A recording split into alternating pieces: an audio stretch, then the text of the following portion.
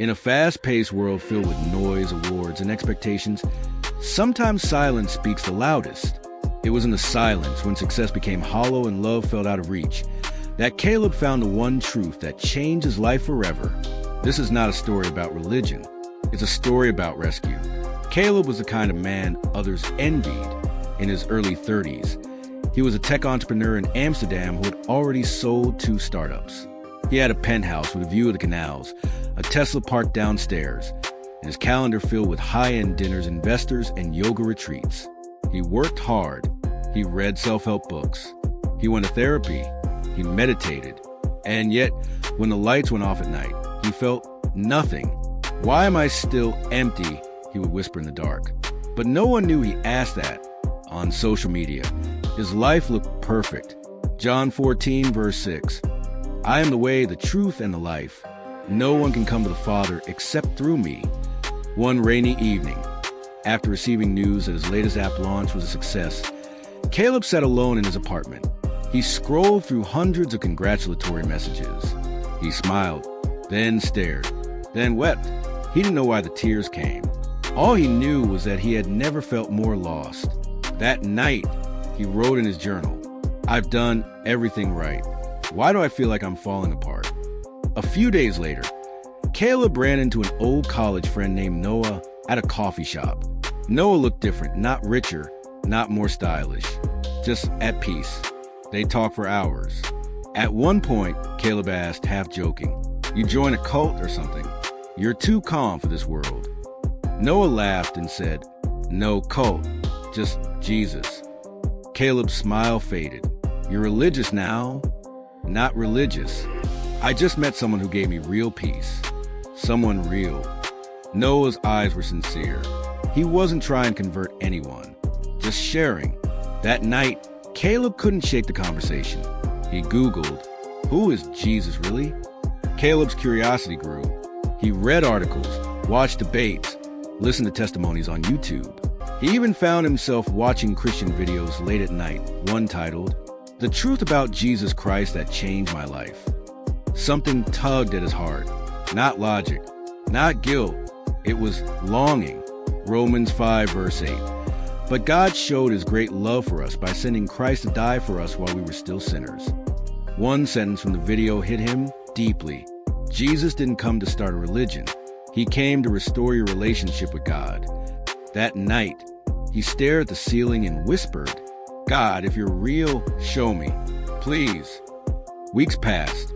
Caleb started reading the Gospel of John online. One morning, sitting on a park bench, he read John 14, verse 6.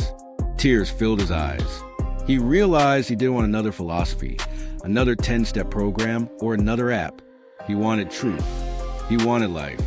In that moment, he prayed, awkwardly, clumsily, but sincerely, "Jesus, I don't know how this works, but I believe you're real. And if you want me, I'm yours."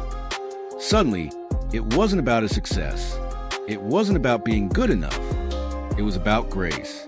He felt warmth in his chest, peace, like someone had exhaled into his soul. Matthew 28, verse 20, "I am with you always, even to the end of the age." Nothing magical happened overnight. Caleb didn't become perfect, but something shifted. He started waking up with purpose.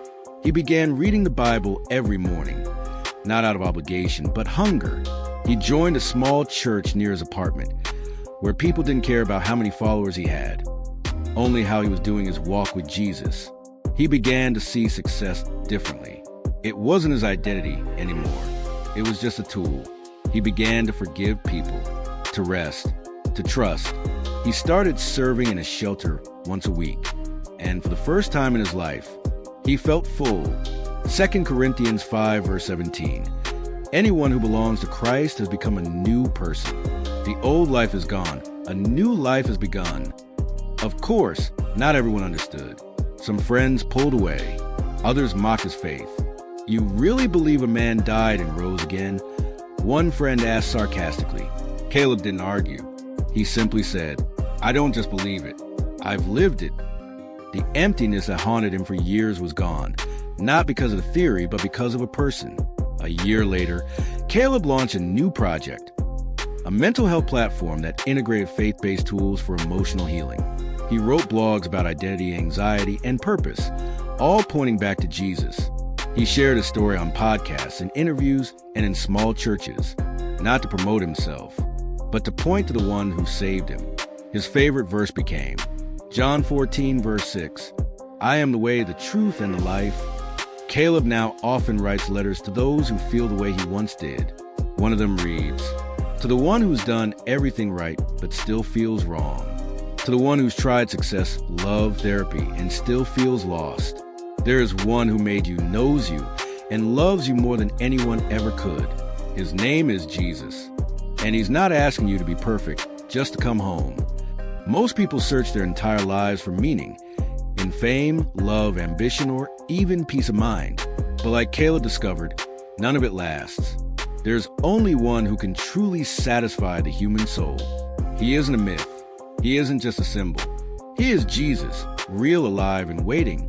If you see yourself in Caleb's story, don't wait for everything to fall apart. He's already calling you. Just whisper, "Jesus, I want to know you. Show me who you are." You don't have to understand everything to begin. You just have to be willing.